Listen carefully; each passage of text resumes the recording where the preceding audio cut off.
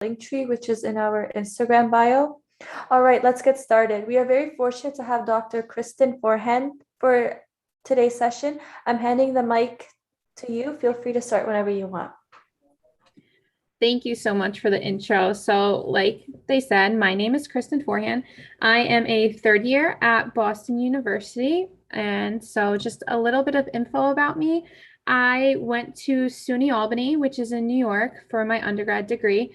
I was a biology major, business minor, and that was a pretty cool aspect that I got to see science as well as business. And then I was also pretty involved with extracurriculars during my time in undergrad. And now I'm in Boston, which is close to home. So it's very nice. And like I said, I'm a third year. So dental wise, I did take the DAT twice. I took it the first time right before going into junior year. It was scheduled for August that summer before junior year. And then I pushed it off to September. And I did pretty bad on it because I just didn't study. I wasn't committed enough. And so my second time I took it in February and then went through the pre-health interview and applied the summer after junior year. So I went straight into dental school because I had gotten into a few choices of mine. And then I started at BU about 2 months after graduating from SUNY Albany. So my background in stats wise, I had a pretty competitive GPA for the time that I applied. I think it might be a little higher, competitive wise now to get into dental school, like the GPA you need, just because it's such a wanted career now. But I had a 3.65 overall and science GPA. My DAT scores the second time were pretty competitive. Again, for the second time, I drastically jumped from my first attempt, as you can see from the scores. If you have, I would say like a 16 and below in almost any section, it would be a good idea to retake, unless it's kind of just like a fluke and you did really, really well in the other sections. Like for me, as you can see, I got a 14 in bio, which just like is not acceptable at all, especially since that was my major. And my other scores are pretty all over the place in general. So I just needed to straight up retake it. And the second time, I think my biggest jump was about 6 points, which is something that they want to see. They want to see that you're jumping and you actually are improving from your mistakes and you're bettering yourself. Basically, you're doing something different. And I also had about 300 plus hours of shadowing experience. So I think I wrote it on another slide for my extracurriculars, but I did club soccer. I was president of the pre-med club. I was vice president and treasurer of the dental club. I did research, which happened to be in salivary glands. It was pretty accidental that happened. It wasn't purposeful. I also hate research. So if that's not something you want to do, don't make yourself suffer through it. I wanted to do it to make sure that I didn't like it and that it wasn't something I wanted to pursue, like a PhD DMD, which there are options for that. I was in, like I said, a business minor, so I did some business clubs. I did like a biology honor society as well, and then I tutored. I did a bunch of different things. I also worked part-time. So I had a pretty extensive extracurricular background. So I think that's another aspect of my application that was nice. I was very well-rounded. I didn't have a 4.0, but I could prove why I didn't have a 4.0 because I had so much on my plate otherwise. So during my application cycle, I applied, like I said, the summer after my junior year. And so I applied to 10 schools. I felt like my scores were, and my stats overall were competitive enough to kind of be a little more picky. I probably could have reduced the amount of schools I applied to, but I was just nervous overall, which is completely normal. So I applied to 10. I received 7 interviews, but I only attended 5 of them. I would not suggest doing this unless you are completely and utterly 100% sure that you would not want to go to that school you are deciding not to interview at, because you never know. There's no rhyme or reason why a school accepts you. There's just guesses, and you should use every opportunity and take advantage of them that you are given. With that being said, I was accepted to 3 schools. I was accepted to NYU in December. I think it was December 1st. Boston, February 1st, and then Stony Brook, which was my top choice, the first day of orientation at Boston in July, and ended up deciding not to go there. I felt very comfortable with my decision in Boston and felt like I had a home there already. So even though it was my number one, I'm still happy with my decision that to stay in Boston, and I think it was a better one. So there's kind of a lot on the slide. I just wanted to make sure I wrote everything down for you guys, just so I didn't forget to say anything. But my tips for taking the DAT, the first time I took it, I used Kaplan, and I believe it was called a self-study program. If you're the type of person who needs to be told how to do things and works better that way, I wouldn't suggest that type of study program, just because it's you have to be very diligent with it, and you have to really be motivated and know exactly what you should be doing. Whereas with DAT bootcamp, at the time that I took it, the second time I used DAT bootcamp, they had a day-by-day layout of exactly what you needed to do. And that was something that made me thrive the second time I studied. I didn't need to think and put any thought into what I was going to do that next day. I didn't need to decide it or whatnot. But some of my biggest tips for taking the DAT are, you need to figure out when you want to take it. So this goes to my first bullet. Look into your next 1 to 3 years, depending on where you are as a student, if you're a freshman, sophomore, junior, senior, out of college.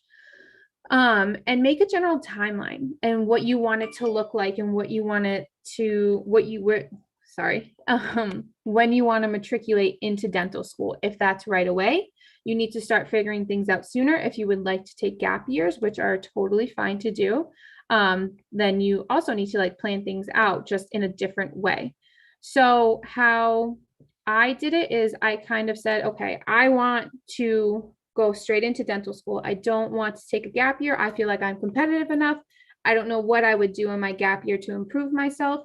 So let's take my shot and go right in, which was why I took the DAT early the first time. I took it when I was done with all my prereqs, and I could have done well if I just committed myself to studying better.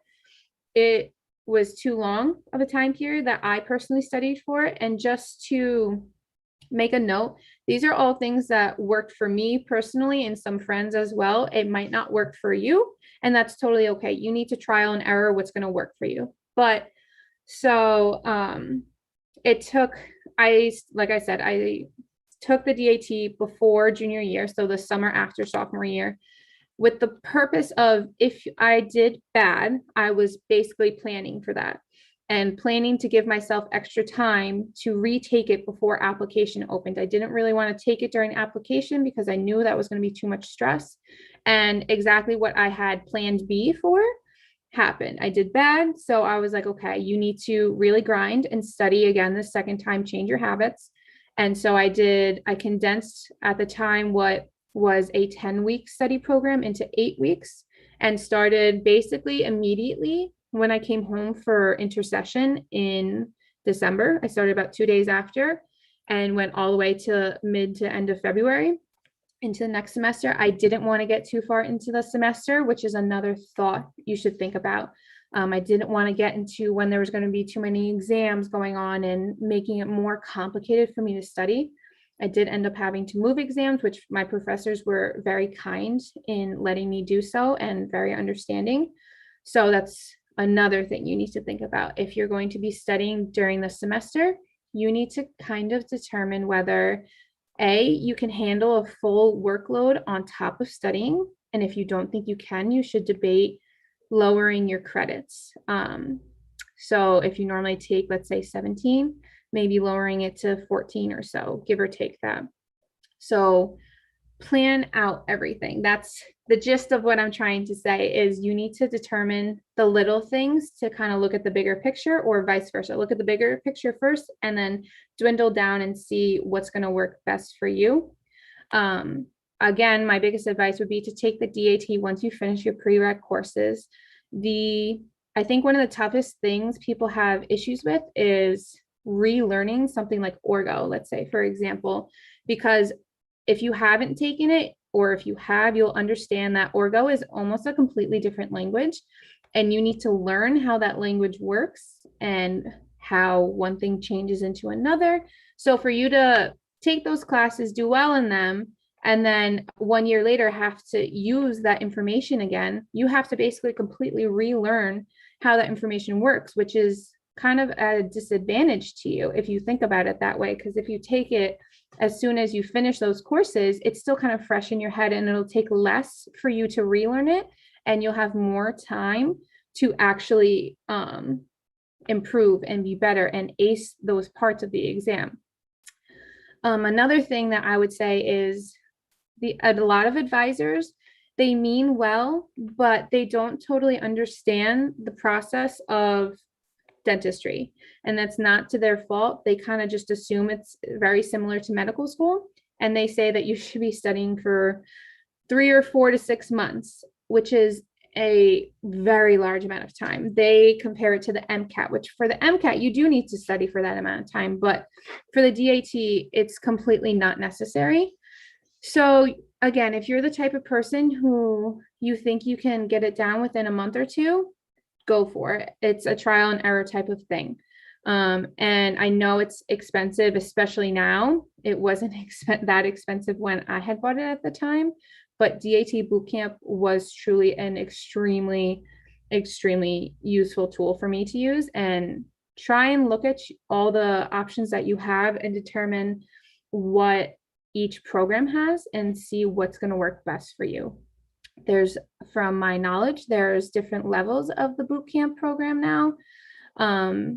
And when I had taken it, it was just one choice. You paid $300 or $400 for this one program, and he had Ari had his stuff. There was Mike's videos, as well as the DAT Destroyer material. They no longer work together with the Destroyer as far as I'm aware.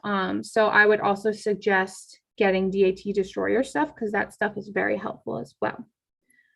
I know it was a lot, I'm sorry. But so moving on to the next thing, my advice for staying motivated is always and solely going to be to take care of yourself. You need to take care of your physical health, your mental health, your emotional health. This is truly all that matters. I know when you're in the grind and you can't see past it, you are just focusing on what you need to do at that moment. And sometimes you just feel like the world's going to end, as dramatic as that is. And the biggest way that I found to stop myself from spiraling is to, one, take a step back, leave whatever I'm doing for a little bit, whether it's 10 minutes, an hour or two, and just go for a walk, whatever it is, get some sort of exercise in. But to take a step back and look at the bigger picture. When you're at your point of burnout, you have to remember why you're doing this. That's the biggest thing, whether it's for yourself, whether it's for your family, you just need to remember why. And again, that's one of the biggest things I would say is just, you need to kind of forget that that's the biggest thing in the moment and realize that in a month or two, it's not going to matter whatever you were focusing on. In a year, especially, it's not going to matter whatever it is. You did bad on an exam. Okay, what are you going to do next to improve yourself and to be better? You didn't do well in the DAT. Okay, again, what are you going to do next? You have to kind of not dwell on things, which is a very hard thing to master, because it's not in our nature to be like, oh, I did bad, like whatever. It's us, especially science majors who are focused on getting to the next step, always dwell on the bad things. And so the biggest thing that we need to do is kind of just move on to the next point and figure out how you're going to improve yourself. Part of doing this shows and proves that this is what you want. Continuing on and doing the next step to make yourself better, to make yourself get better grades, to look better on your application. All of this is going to help you look better on your applications when you're applying. Another thing that I do is I set goals for myself. They're different each day, each week. Sometimes my goals are make sure you go to the gym 4 times a week. Sometimes they are make sure you get through these 4 lectures throughout the day. And other times I write out a timeline exactly of when I start a lecture and when I need to end it by. And I do this for the whole day. And it's kind of like a competition for myself. But at the same time, it's a goal. It's you trying to complete something. And once you do complete your goals that you have in your head, it sounds silly, but it's a little burst of serotonin. And it actually does make you feel better in the long run. Even if you don't feel it in the moment, it will. I think another thing is that you need to make sure your family and friends that are around you understand that this isn't easy, what you're going through, whatever stage in the applications you are, it's not an easy thing. And what you need is support. You don't need them badgering you to go out for a party or to come to a family dinner or family barbecue when you feel like you need to be studying. Don't give in to that. And also just understand that you need to set boundaries with them just to make sure that you stay on your goals, because sometimes family and friends truly just cannot understand what we have to do in order to get into school. Again, these are the things in my life that worked for me, and they still do work for me. It's not going to work for everybody, but you have to figure that out for yourself. So choosing a dental school. My biggest mistake, I think, when applying and choosing dental schools, I guess, was I basically applied blindly. I had no idea what I was applying to. I just applied mostly based on the fact of location. I applied to 10 Northeast schools because I live in New York. I did it out of good intentions. I had the thought and I knew that I wanted to be close to home. I didn't want to be across the country in California. So again, I don't suggest doing this. So what I ended up doing after all my applications and I started getting interviews was I bought the ADEA official guide to dental schools for my year. I think it was 2018-19 at the time. And it basically breaks down every single school that there is, their demographics, the average accepted DAT score, average accepted GPA, the ethnicities that are accepted on average, and actual numbers of everything, as well as their mission statements and the different types of programs they have, whether it's a DMD only, a DMD MBA, PhD program, all that stuff. It lists everything in about 4 pages for every single school. So it's a really good condensed summary of each school, and it's ADEA approved, which is a national organization, so you can trust the information that they're providing. So I would suggest getting this before you apply and seeing if it is something that you're interested in. Seeing if a school is something that you're interested in applying to. Again, so you want to start looking at the schools before applications open if you can, like if you're not busy with the DAT and other schoolwork, just because you want to apply as early as possible. You also want to try and figure out what is most important to you. Do you want a school that's heavy in research versus a school that is heavy in clinical experience? Do you want a school that has a group practice system or one that has a large diversity within your class, within your patient population? Another thing that students don't know before going to school is there's some schools that require you to find your own patients as opposed to patients coming in and being filtered to you with what your requirements left are. As well as like something like your board's passage rate. Like, do you want one that's very high or does that not matter to you?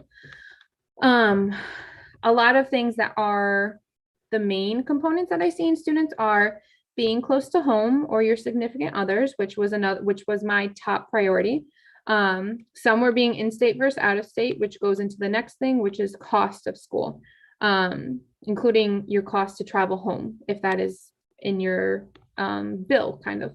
So cost of school, it sounds bad, but it wasn't important to me. It was not my priority. Obviously it matters, and I am going to one of the more expensive dental schools, and I am still saying this, and I will continue to say this. I would 100% always rather go and advise students to go to a more expensive school if they truly believe that they will be happier at this school. I have always said, like, the little time that we do have off, I want to be able to enjoy it and not be in a town that has just farmland for miles. Like, I love the ability to be able to explore Boston, which is a very popular and well-known city, and to be able to see all the different touristy things. I'm still doing touristy things, and I'm 3 years into living here. So you want to enjoy the time, the very, very, very little time off that you have. And you also want to be, if you want to be close to home, you should be close to home. Like, you need to figure out what's important to you and what's going to be highest on your priority list and what's going to be lowest. Another thing that students do not understand is that if you apply to a school that you're not really sure about, and that's the only school you end up getting accepted to, it does not look okay to just say, I don't want to go. This is a extremely competitive program. The schools can see from year to year if you were accepted to a program in the past, and like your whole history of everything. It, like I said, it does not look well on you at all, and you are really risking a lot if you decide not to go to the only school you are accepted to solely for you don't like it anymore, not for like a very significant reason like a family member passing or a major surgery or something like that.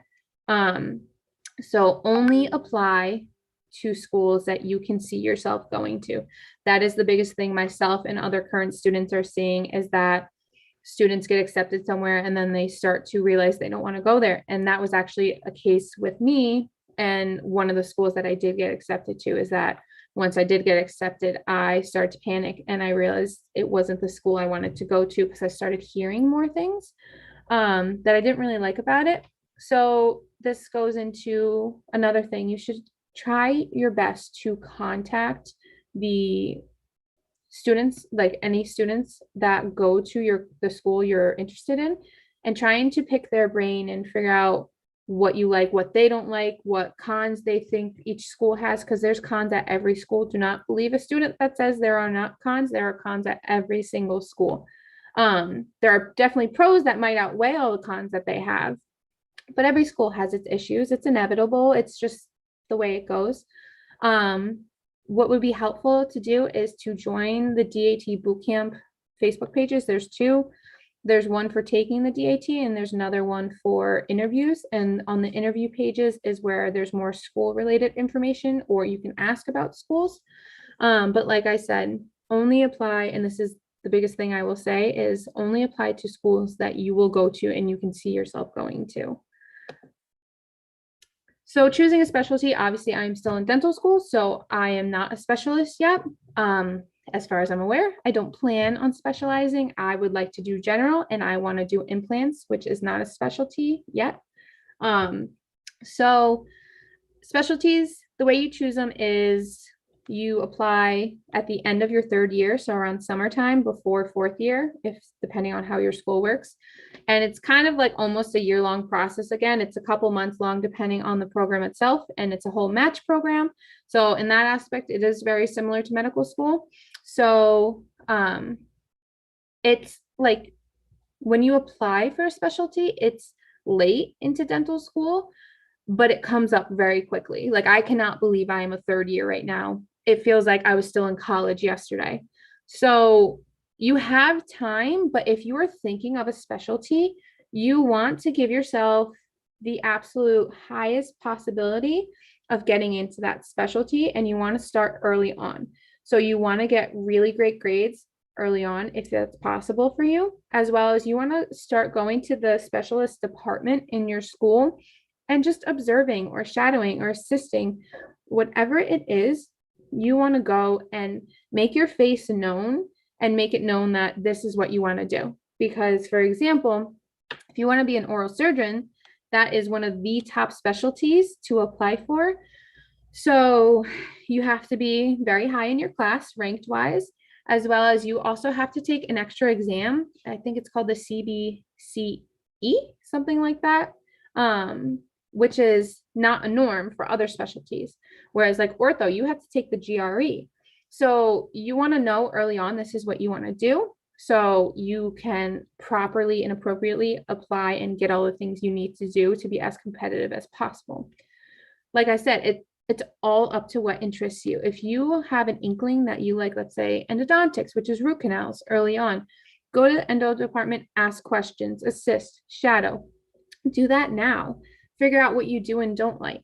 The biggest thing with applications that has to do with this is always say, even if it's not true, go in with the mindset that you want to be a general dentist and say you are thinking general, because sometimes if you tell an admissions person that, oh, I want to be an endodontist or a periodontist, like you want to specialize, they kind of think you're not open-minded, and it'll look like not the greatest upon you. I was always told that, and I think that was a pretty good advice, was to say you want to be a general, but you're open to everything else. You have nothing in particular you're really interested in. And then, like I said, you can always figure out, you can always go and shadow in the different specialties that you think you like. And like, I personally am interested in implants. And so I've been trying to get in and watching implants more often. And my plan is to take CE courses after graduation just to improve myself on them. And so part of the last thing of this presentation is what a typical day is like. This is my beginning of third year typical day. It's going to change very soon, but I've been waking up pretty early. I've been going to the gym around 6, 7 a.m. depending on the day. And then when I come back, I either head straight to school and have been assisting my friends. I haven't had a patient yet because we're still very early on to third year.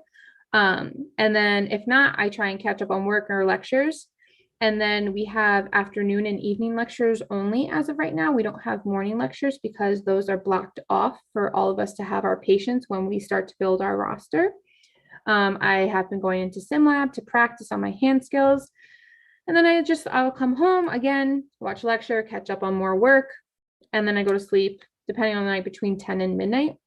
So I also wanted to show you guys how BU is. BU is kind of insane in a way. They require a lot of classes and a lot of work out of students. I would say kind of pretty early on.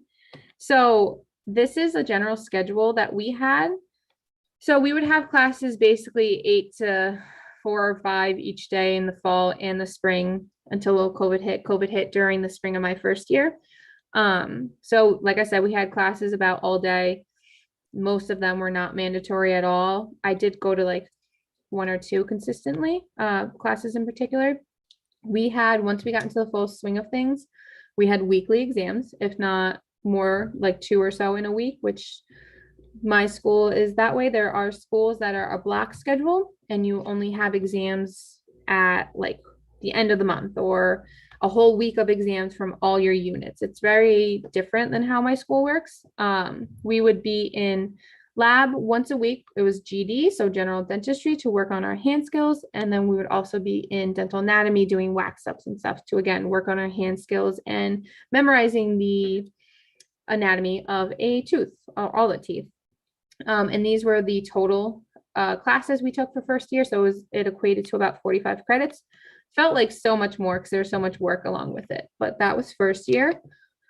Second year, the total amount of credits that we ended up taking was 70. So almost double first year, even though it didn't feel that way. Another thing with my school that is very different than undergrad, and I don't know if this is the same for other schools, but we start and end classes whenever. Some of them start in the very first week of fall and end in like the last week in December. Others will start in October and end in November. Others will start in September and go through the rest of the year, like a full year length course. It's kind of weird in that way, but they try and do it so things fit nicely, and they do a pretty decent job at it. Again, this was my schedule for second year. Everything was on Zoom. So in all honesty, I didn't really attend many of the classes. And first year, this was the same. I wouldn't attend most of the classes because I would be studying for the upcoming exam, which you will find very often at a lot of schools is students will just be studying for the upcoming exam just because there's so much material. The motto in dental school is you are always behind. You will never be caught up on things. And that's just something you have to accept, as annoying and frustrating as it is. So second year, we had class basically half or most of the day. Most were not mandatory. Again, we had weekly exams, which got overwhelming at times. And we were in lab generally 1 to 3 times a week. We were supposed to be in lab 4 days a week, every single day or every single week for the full year. So my year and the year above me lost some hand skill experience, which is annoying. But at one point it was ramped up. So like we were doing rotations because my class is about 120 students. And what Boston was saying is we had to be at 30% capacity. So we broke our class up into threes and we were rotating in, like Fridays was our fixed day. So we would rotate in on a 3 group schedule. So sometimes you had lab 3 times a week, sometimes you had lab no times a week. It was very weird, but things are back to normal now, which is very good for the incoming second years because they can actually learn all their hand skills that are necessary. And this is the 3rd year schedule. I don't have the spring schedule yet. This is just a picture of my Google Calendar. Like I've been showing you, we only have afternoon classes.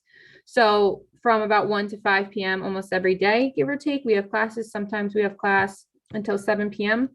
And all of the mornings are blocked off. Like there's no classes there. This doesn't really count. We had to get CPR recertified, but all the mornings are blocked off because that's when our patients are going to be.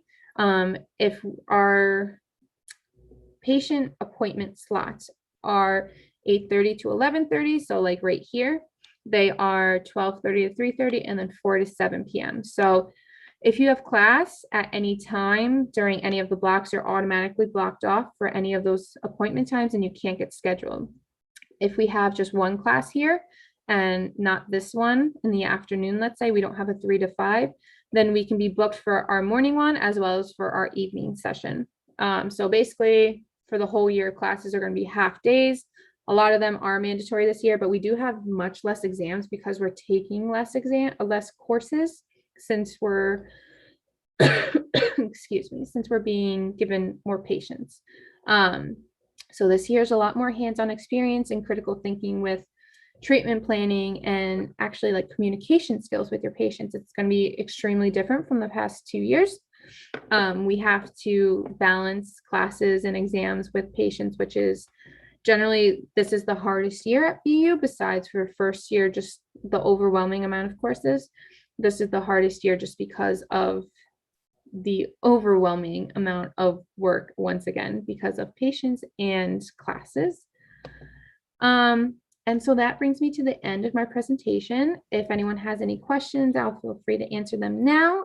But you guys are always welcome to, whether it's now or you're watching this later, you can reach out to me on my Instagram or my email right there. I will always answer you guys no matter what the question is. It might take me a little bit because I'm really bad at social media and answering people, but I will always answer whatever you guys have. And if I don't know the answer, I'll try and figure it out from one of my friends.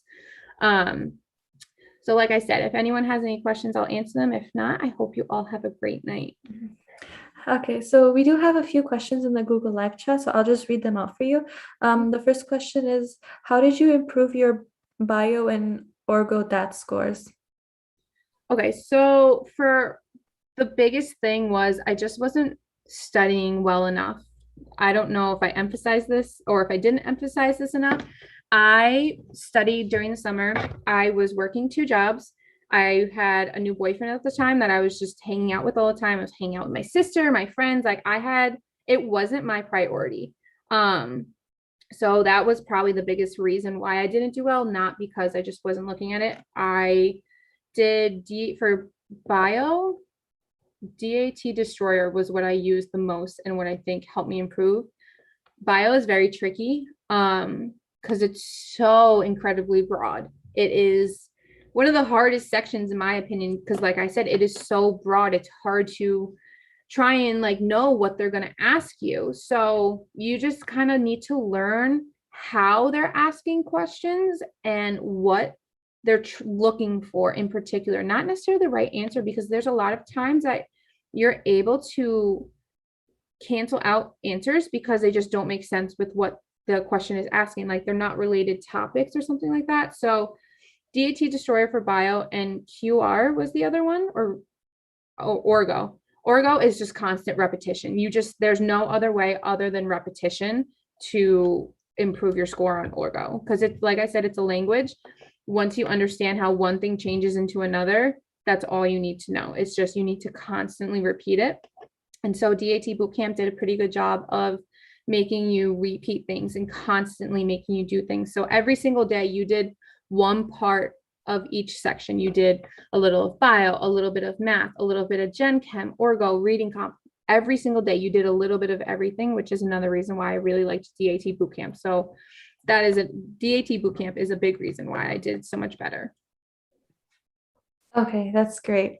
The second question is, how does applying just mean you apply to residencies, or is there something else you're supposed to do when you decide on a specialty? Can you repeat that? Sorry. Yeah. Does applying just mean you apply to residencies, or is there something else you're supposed to do when you decide on a specialty?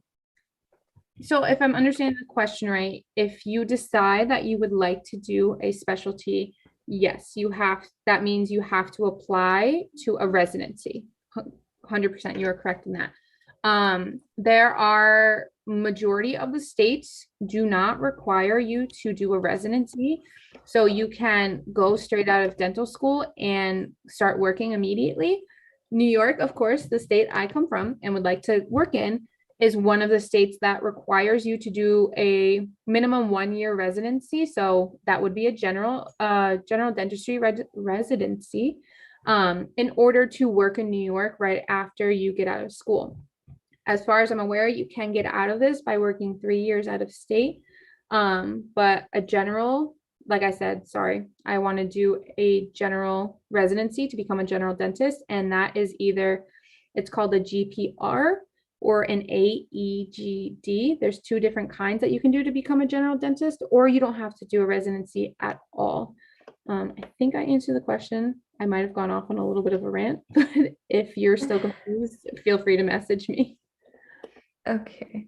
So no, I think that was perfect. So the next question is, when does clinical work start at your school, and how hands-on do you get in your early years?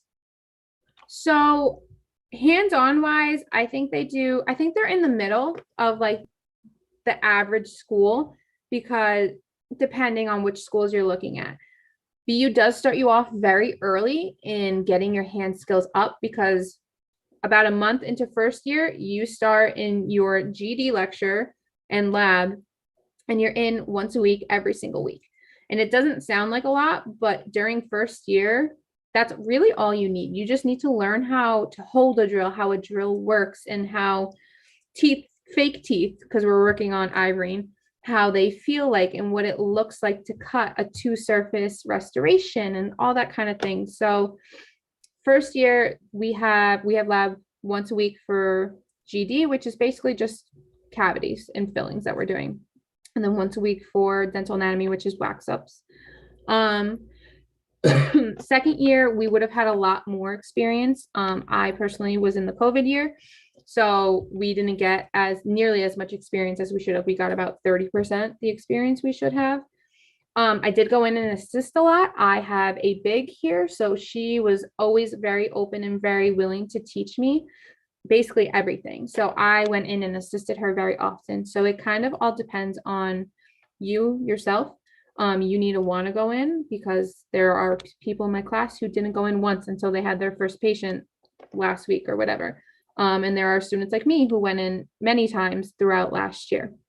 I think this also goes compared to a school like Harvard, who, as far as I'm aware, they don't start their hand skills till either the end of first year or beginning of second year, the last time I was updated on that, which in my opinion is very late. I think you should start as soon as possible. I think BU is very good in the aspect of we treat patients starting third year. So you have 2 years to master, even though you can't master something in 2 years like this. You have 2 years to learn how to be a doctor, basically. And we're treating patients during those 2 years. Whereas some schools, they will only give you patients for just your 4th year. So those are some things you actually need to look at when applying to schools, is when does patient interaction and patient experiences start, because it does make a difference in your learning and your confidence coming out of school. Okay.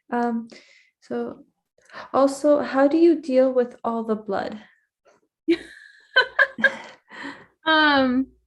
Blood honestly has never bothered me.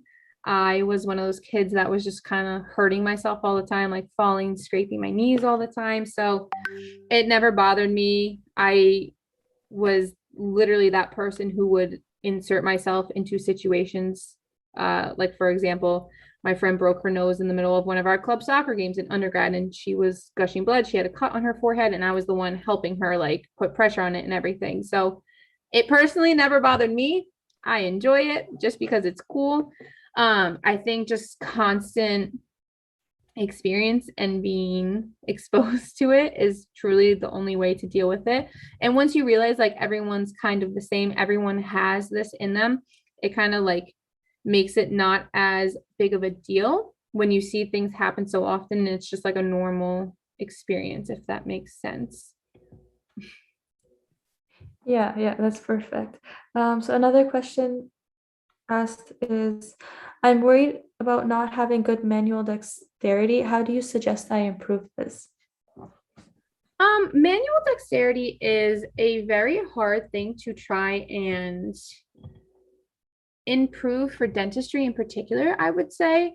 I personally thought I had manual dexterity from, I was goalie for soccer, so I had that hand-eye coordination as well as dexterity. I crochet and knit. I'm a little knit nerd. And just like little things here and there. I used to play guitar very, very basically, not like a pro at all. But things you can literally Google manual dexterity activities and do any of those things. But at the same time, your school is going to teach, no matter what school you go to, your school is going to teach you every single thing you need to know. If you're having trouble with your hand skills, I am sure there's going to be at least one professor there who cares enough to sit down with you individually and show you how they do it and how it works best for them, and try and make it work best for you as well. So yes, that is a worry that is very valid for you to have, but at the same time, your school is going to teach you every single thing that you need to know. You can come in with literally zero knowledge of everything and be just as great as a doctor that a student going in with more knowledge would know. So that's not something you need to worry about. Mm-hmm. Okay. How was the interview process? Okay, so the interview process is very interesting. If you guys are in the application process now and you have the option to do virtual or in person, I am going to 100% always say this, always do in person. There is such a vibe and just a feeling, it's so hard to describe, that you get from interviews and that you cannot get through a Zoom call. As much as they are interviewing you, you are doing exactly the same thing. You are interviewing them for a possible position in your life, basically. And dental schools know that. They're very well aware that this is a two-way street. You're interviewing them, they're interviewing you. So usually interviews are a full day, depending on the school. I had some interviews that were only 8 a.m. till noon. I had some interviews that were 8 or 9 a.m. until 5 p.m. at night. And usually you come in, you get like not lectures, but kind of like something like this, like a chat about admissions, how they work, financial aid and services. You get to talk to upperclassmen like third and fourth years. There's a point in the day where you will have your interview. I've had interviews as short as 15 minutes and interviews as long as an hour. So that's the part that they ask you their questions. And even though that's the only part of the actual interview itself, obviously they're watching you as soon as you walk through the door. So act like the whole day is an interview in itself.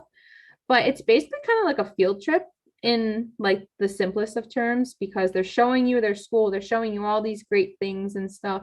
and as well as just like talking to you constantly. You're usually with a group of anywhere from like 5 or 10 to 35 students. Like at Boston, it was my smallest interview group. Actually, that's why Stony Brook was my smallest interview group, and I think it was 5 students. Boston was 10, but I interviewed at Temple as well, and they had like 30 students there the same day. It was pretty wild. And interviews can start as early as like August, give or take, and go all the way up to like March. There's a last interview day. It's like the first or second week of March. Most interviews I would say are during the fall, because December 1st is the first day that you are allowed to know.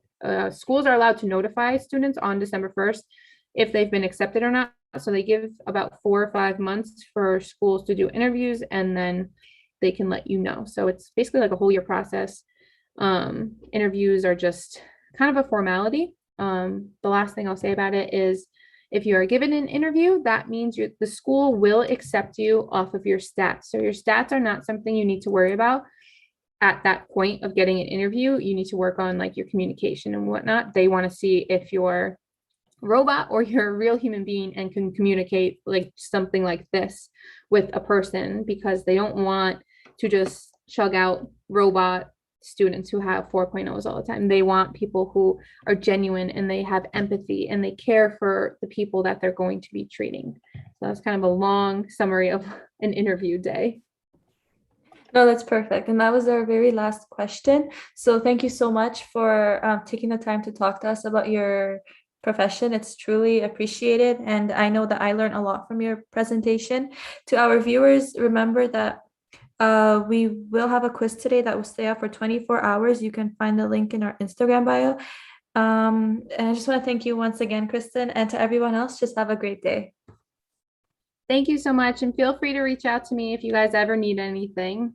Hope you have a good night.